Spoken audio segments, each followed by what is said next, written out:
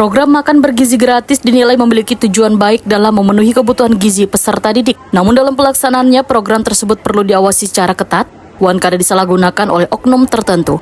Wakil Ketua DPRD Banjarmasin Mathari Wahitakoni jelang tengah hari Rabu, 10 Juni 2026 menyatakan, program makan bergizi gratis merupakan program pemerintah pusat yang perlu didukung dilaksanakan di daerah.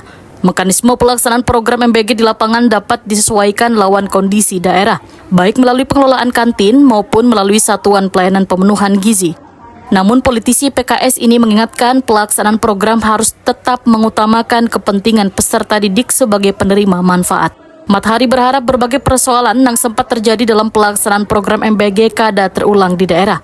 MBG merupakan hak peserta didik, karena itu pengawasan dinilai penting gasan memastikan program berjalan transparan, tepat sasaran memberikan manfaat sesuai tujuan.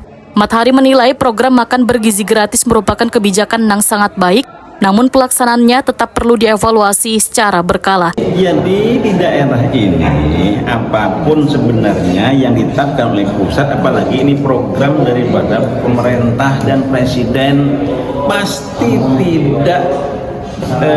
tidak boleh tidak daerahnya mengikuti gitu.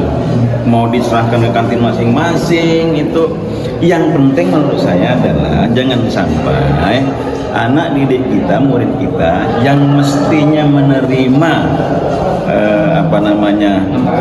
manfaat yang maksimal, jangan sampai ada oknum kemudian yang memanfaatkan situasi itu.